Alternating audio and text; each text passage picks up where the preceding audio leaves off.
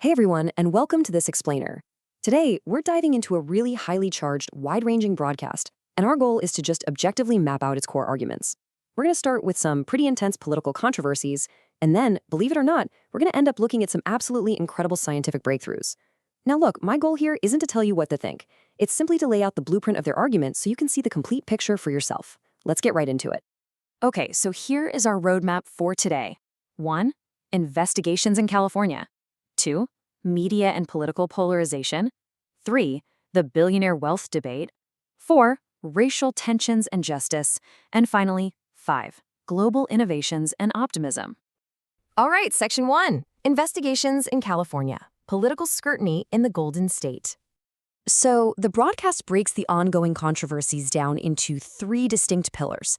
And what's really interesting here is that the focus isn't actually directly on the governor himself, but rather his inner circle. For example, questions of self-dealing are surrounding Jennifer Siebel Newsom's nonprofits, like the Representation Project, which raises questions about potential conflicts of interest with her for-profit production company. Then, you've got Dana Williamson, the former chief of staff, who recently pleaded guilty to 3 felonies, including campaign fund embezzlement and wire fraud. And finally, the source digs into the governor's past ties to China SF and some controversial real estate dealings.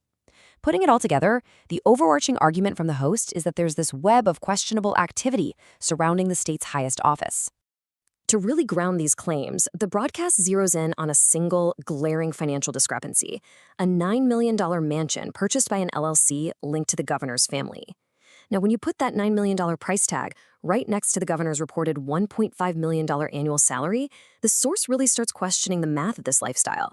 They explicitly wonder if funds are being inappropriately funneled from those nonprofits we just mentioned to privately enrich the family. It's a pretty striking way to anchor a complex political narrative to a concrete number that everyone can immediately understand. Moving on to Section 2. Media and political polarization, the ratings versus retaliation debate. Right now, we are seeing a massive clash of 2 very different narratives regarding recent high-profile media dismissals. The public narrative, which is often shared by the fired media figures themselves, by the way, claims that they're victims of political retaliation for bravely standing up to conservative administrations. But the source firmly counters this. The broadcast argues that figures like Joy Reid or various late-night hosts aren't being silenced for their bravery. Instead, it's simply a matter of plummeting Nielsen ratings. The host asserts that by constantly labeling dissenting opinions as extremist, these media figures are just alienating their audience and failing to generate revenue. So in the source's view, it's entirely about capitalism and viewership, not political persecution. You know, you've likely seen these viral videos popping up on your own feeds, kids swearing at and harassing adults in public over political differences. Well, the broadcast connects this directly to that polarized media landscape we just talked about.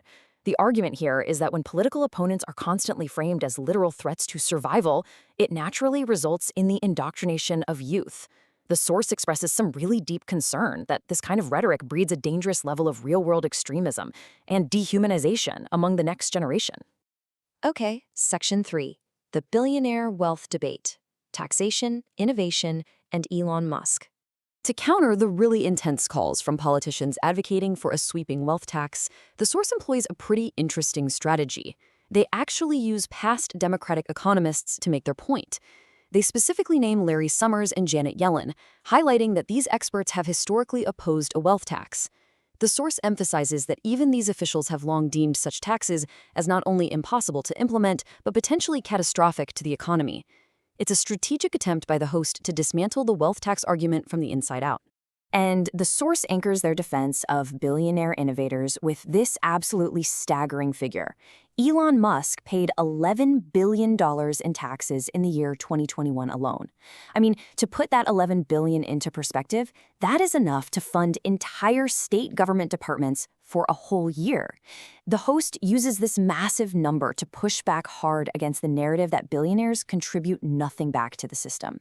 They argue that when wealth is actually realized through stock sales, the tax revenue generated is just monumental. Add to that another massive number, $474 million. The broadcast notes that this was the amount donated by Musk to charity in just 1 year, 2024, to support STEM education, renewable energy, and pediatric health. The source uses these figures to argue that, instead of attacking wealth and innovation out of envy, Society should really be looking to these innovators for inspiration on how to build and contribute on a massive scale. Which brings us to Section 4, Racial Tensions and Justice, Examining Systemic Inequities. Here, the source brings up a horrific, completely unacceptable tragedy out of the United Kingdom. An inquiry revealed that 250,000 young girls were the victims of grooming gangs over a span of 2 decades. Now, the abuse itself is obviously abhorrent and universally condemned, but the broadcast shifts the focus here to what it calls a catastrophic failure of the institutions meant to protect these girls. The host claims that law enforcement and social services actually knew about these crimes, but ignored them out of a paralyzing fear of being labeled racist because the perpetrators largely belong to a specific minority demographic. Turning from the UK back to US education, the host then reads verbatim from a controversial Diversity, Equity, and Inclusion executive order. Now, the source argues that the text of this order is not about erasing Black history or ignoring the ugly truths of slavery, but rather about removing victim and oppressor identities that are based solely on race.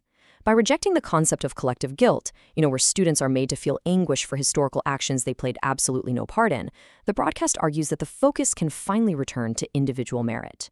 They insist this is really the only way to prevent further societal division. All right, Section 5, Global Innovations and Optimism, a Pivot to Progress. So we get quite a sudden tonal shift here. The broadcast bridges this gap by playing audio of foreign tourists visiting the US for the World Cup, and hearing them marvel at everything from the sheer size of Costco to the genuine kindness of strangers. It serves as a really stark contrast to all that heavy domestic infighting we just covered.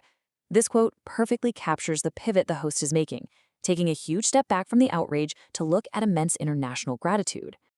And the broadcast closes out with a look at 4 game-changing scientific breakthroughs happening right now. First, a new cancer jab currently in trial across 11 countries that is literally melting away head and neck tumors in a matter of weeks. Second, an incredible innovation out of Kenya, where a man is using an invasive lake plant to create fully biodegradable bags.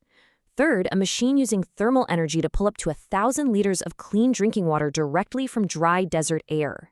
And finally, a gene therapy injection out of China that is restoring hearing to the congenitally deaf in just weeks.